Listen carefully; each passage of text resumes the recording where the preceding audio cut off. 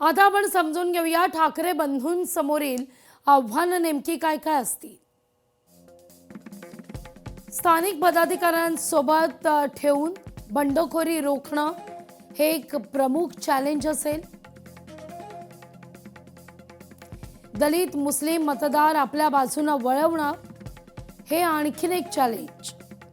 शरद पवार यांच्या जागा जिंकण्याकरता प्रयत्न करणं, उत्तर भारतीय मतदार वळवण्याच्या दृष्टीने विशेष लक्ष केंद्रित करणं, एकत्रित वचननामा जाहीर करत मतदारांपर्यंत पोहोचणं,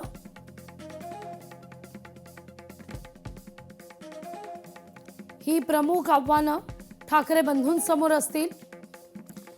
जेव्हा आज ठाकरे बंधू एकत्रित येत आहेत, राजकीय पटलावर युती संदर्भात घोषणा होतीये, तेव्हा चर्चा होतीये ती आजवरच्या ठाकरे बंधूंच्या गाठीभेटीची। तर आजवर ठाकरे बंधूंची गाठभेट किती वेळा झालेली आहे हे देखील आपण पाहणार आहोत। ठाकरे बंधूंच्या गाठीभेटी किती वेळा आणि कुठं झालेल्या आहेत हे देखील आपण पाहणार आहोत। पण सुरुवातीला आपल्या समवेत अनेक ठिकाणावरून आपले प्रतिनिधी जोडले जात आहेत। मुंबईहून आपले प्रतिनिधी स्वप्नील जाधव, पुण्याहून आपले प्रतिनिधी अमोल धर्माधिकारी हे आपल्या सोबत जोडले जात आहेत। तर अर्थात अमरावतीवरून सूरज दहाड आणि कोल्हापूरहून सतेज औंधकर आपले प्रतिनिधी आपल्या सोबत जोडले गेलेले आहेत। मी सुरुवातीला जाते करवीर नगरी कोल्हापूरमध्ये।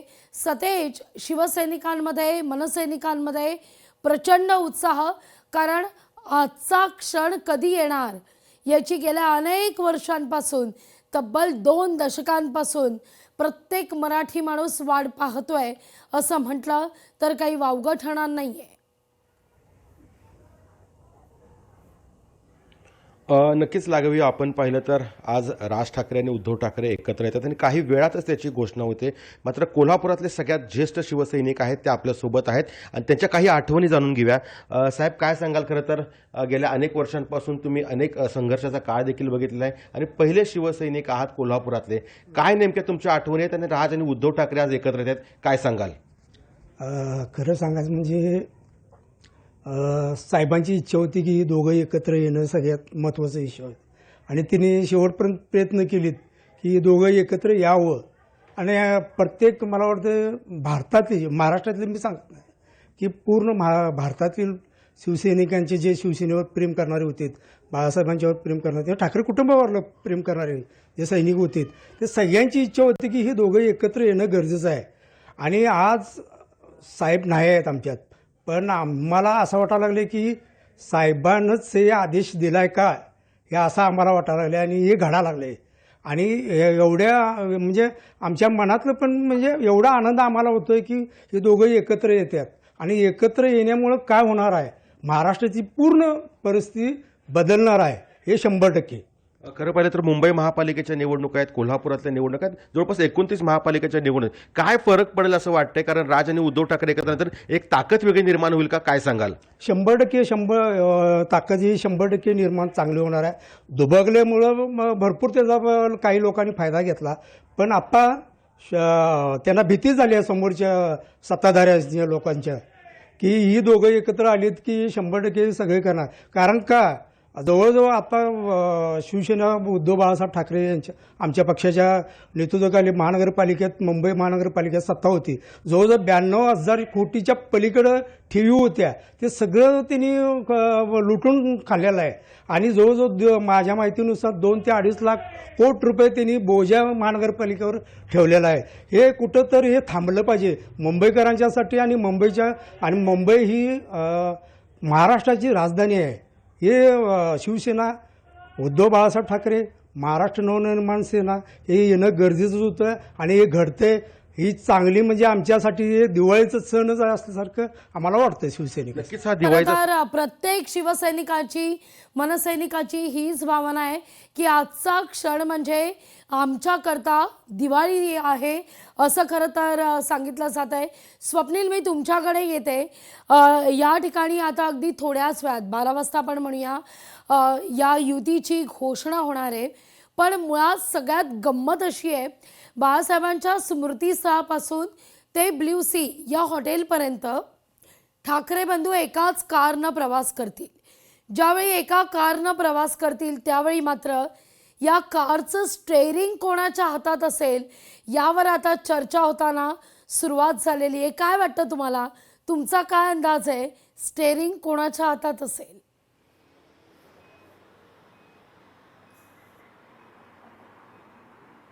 लागवी निश्चितच ठाकरे बंधू जेव्हा एकत्र आलेले आहेत तेव्हा एकत्र प्रवासही त्यांनी अनेक वेळा केलेला आहे. काही वेळा आपण जर बघितलं तर उद्धव ठाकरेंच्या हाती कारचं स्टेअरिंग राहिलेलं आहे, तर काही वेळा राज ठाकरेंच्या हाती. मात्र मराठीच्या मुद्द्यावरती एकत्र आल्यानंतर आतापर्यंत अनेक भेटीगाठी झालेल्या आहेत. या भेटीगाठींमध्ये आपण पाहिलं तर प्रामुख्याने राज ठाकरे यांच्याच हाती कारचं स्टेअरिंग आपण पाहिलेलं आहे. आज सुद्धा शिवतीर्थ आणि स्मृती खरं तर जवळ आहे. एकूणच राज ठाकरे आणि उद्धव ठाकरे बाळासाहेब ठाकरे यांना वंदन करून या पत्रकार परिषदेच्या ठिकाणी येणार आहेत. मात्र एकाच गाडीने त्यांचा हा प्रवास असणार आहे. एकीकडे जे आपण दिवाळीच्या निमित्ताने पाहिलं होतं तिथे लाईटचं उद्घाटन करण्यासाठी म्हणजे दीपोत्सवासाठी जेव्हा जाताना उद्धव ठाकरे आणि राज ठाकरे जात होते तेव्हा राज ठाकरे यांच्या हाती स्टेअरिंग होतं. त्यामुळे आजही राज ठाकरे यांच्याच हाती स्टेअरिंग असेल असं एकंदरीत वाटत आहे. आणि दुसरीकडे आपण जर बघितलं तर आदित्य ठाकरे आणि अमित ठाकरे यांच्यामध्ये जर पाहिलं तर अमित ठाकरे यांनी अनेकदा आदित्य ठाकरे यांच्या गाडीचं सारथ्य केलेलं आहे, तर आदित्य ठाकरे यांनी अमित ठाकरे यांच्या गाडीचं सारथ्य केलेलं आहे. त्यामुळे आज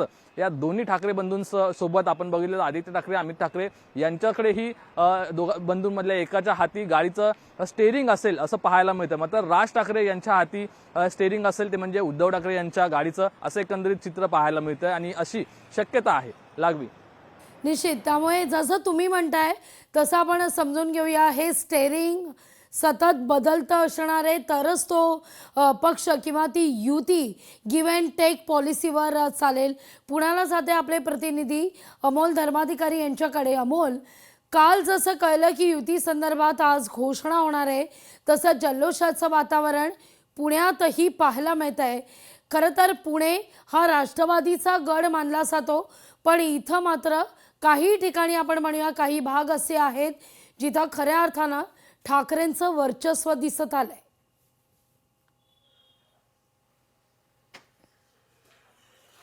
नक्कीच. म्हणजे मुळामध्ये बाळासाहेब ठाकरे यांचा जन्मच हा पुण्यामध्ये झालेला आहे आणि त्यामुळे ठाकरेंचं कनेक्शन पुणे हे अतिशय महत्वाचं मानलं जातं. राजकीय दृष्ट्या सध्या तरी ठाकरे बंधूंचं प्राबल्य हे जरी कमी झालेलं असलं तरी आज होणारी ठाकरे बंधूंची युती ही पुणे महानगरपालिकेसाठी निर्णायक ठरतीये का हे पाहणं महत्वाचं असणार आहे. दुपारी 12 वाजता जी घोषणा ठाकरे बंधूंकडून केली जाईल त्याचे पडसाद, त्याचा जल्लोष हा पुण्यामध्ये सुद्धा केला जाणार आहे. पुण्यामध्ये पहिल्यांदाच शिवसेना आणि मनसेचे सर्व पदाधिकारी, प्रमुख नेते आणि कार्यकर्ते हे एकत्र येणार आहेत आणि अलका चौक येथे त्यांचा जल्लोष होणार आहे.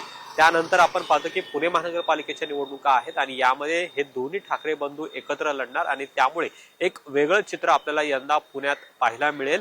जसं ठाकरे बंधूंची युती होणार आहे त्याचे परिणाम मुंबईसह इतर ठिकाणी सुद्धा होताना पाहायला मिळतील, कारण की हा संपूर्ण एक भावनिक क्षण मराठी माणसासाठी असणार आहे आणि त्यामुळे गेल्या 2 दशकापासून दुरावलेले हे ठाकरे हे आता एकत्र येत असल्यामुळे उत्साह मोठा आहे. कार्यकर्त्यांमध्ये सुद्धा मोठा उत्साह आहे. एक मरगळ खरं तर या दोन्ही पक्षांमध्ये गेल्या काही दिवसांमध्ये, काही महिन्यांमध्ये आपल्याला पाहायला आतषबाजी केली जाईल का? विशेष काही कार्यक्रमाचं आयोजन पुण्यामध्ये या युतीची घोषणा होत असताना करण्यात आलेलं आहे का?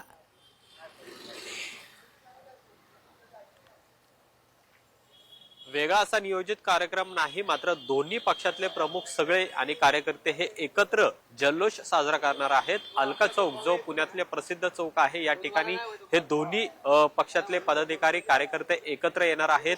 फटाक्यांची आतषबाजी त्या ठिकाणी होईल, एकमेकांना पेढे भरवले जाणार आहेत आणि हा सगळा ठाकरे बंधूंचा जो एकत्र येण्याचा निर्णय झालेला आहे त्यावरती जल्लोष केला जाणार आहे. पुणेकरांना सुद्धा पेढे वाटले जाणार आहेत. अशा पद्धतीचं वातावरण आता थोड्या वेळातच आपल्याला पुण्यामध्ये पाहायला मिळणार आहे. पुण्यामध्ये मनसे आणि शिवसेना ही एकत्र आल्यानंतर नेमका काय परिणाम होतो आणि पुणेकर त्यांना कशा पद्धतीने साथ देतात हे सुद्धा पाहणं महत्वाचं असेल. पण ठाकरे बंधूंच्या घोषणेनंतर मात्र पुण्यामध्ये सुद्धा दोन्ही पक्षांकडून मोठा जल्लोष होताना पाहायला मिळणार आहे. निश्चित. खरं तर ठाकरे बंधूंच्या युती संदर्भात आज जेव्हा घोषणा होते त्यावेळी मात्र ठाकरे बंधूंची केव्हा भेट झालेली आहे आतापर्यंत गाठीभेटी किती झालेल्या आहेत याचा देखील उल्लेख होताना दिसतोय. मी अमरावतीला जाणार आहे सूरजकडून अपडेट घेणार आहे, पण त्यापूर्वी आपण किती वेळा आतापर्यंत ठाकरे बंधूंच्या गाठीभेटी झालेल्या आहेत त्या आपण पाहूया. 5 जुलै 2025ला मराठी भाषेच्या मेळाव्यात उद्धव ठाकरे, राज ठाकरे एकाच मंचावर पाहायला मिळाले. 27 जुलै 2025ला राज ठाकरे उद्धव ठाकरे यांच्या वाढदिवसानिमित्त मातोश्री निवासस्थानी दाखल झाले. 27 ऑगस्ट 2025ला तब्बल 2 दशकांनंतर उद्धव ठाकरे यांनी शिवतीर्थावर जाऊन सहकुटुंब बाप्पाचं दर्शन घेतलं. तर 10 सप्टेंबर 2025ला उद्धव ठाकरे संजय राऊत यांच्यासोबत शिवतीर्थ निवासस्थानी दाखल झाले. 5 ऑक्टोबर 2025ला खासदार संजय राऊत यांच्या नातवाच्या नामकरण सोहळ्याला दोन्ही कुटुंबे एकत्र आले. 5 ऑक्टोबर 2025ला नामकरण सोहळ्यानंतर राज ठाकरे हे मातोश्रीवर दाखल झाले. 12 ऑक्टोबर 2025ला राज ठाकरे सहकुटुंब मातोश्रीवर स्नेहभोजनासाठी गेले. 17 ऑक्टोबर 2025ला मनसे दीपोत्सवाचे उद्घाटन उद्धव ठाकरे यांच्या हस्ते संपूर्ण ठाकरे कुटुंब एकत्र पाहायला मिळाले. तर 22 ऑक्टोबर 2025ला राज ठाकरे यांच्या आईच्या वाढदिवसानिमित्त उद्धव ठाकरे शिवतीर्थ निवासस्थानी दाखल झाले. 23 ऑक्टोबर 2025ला भाऊबीज निमित्त ठाकरे बंधू पुन्हा एकदा एकत्र आले. 13 ऑक्टोबर 2025ला राज्य निवडणूक अधिकारी चोकलिंगम यांच्यासोबत बैठकीला सुद्धा एकत्र पाहायला मिळाले. 14 ऑक्टोबर 2025 मध्ये राज्य निवडणूक आयुक्त वाघमारे, राज्य निवडणूक अधिकारी चोकलिंगम यांच्यासोबत एकत्रित बैठक त्यांनी घेतली. तर 14 ऑक्टोबर 2025ला या बैठकीनंतर ठाकरे बंधूंची एकत्र पत्रकार परिषदही पार पडली. 1 नोव्हेंबर 2025ला मतदार यादीतील घोळ आणि निवडणूक आयोगाविरोधात सत्याचा मोर्चा. 10 नोव्हेंबर 2025ला अभिनेता सुबोध भावे यांच्या वाढदिवसानिमित्त दोन्ही नेते एकत्र पाहायला मिळाले. तर 27 नोव्हेंबर 2025ला उद्धव ठाकरे, अनिल परब आणि वरुण सरदेसाई यांच्यासोबत बैठकीला उपस्थित होते. 10 डिसेंबर 2025ला अमित ठाकरे यांच्या मेहुण्याच्या लग्नाला संपूर्ण ठाकरे कुटुंब उपस्थित होते. 24 डिसेंबर 2025ला आज राजकीय पटलावर एकत्र येणारे ठाकरे बंधूंच्या युतीची आज घोषणा होणार आहे.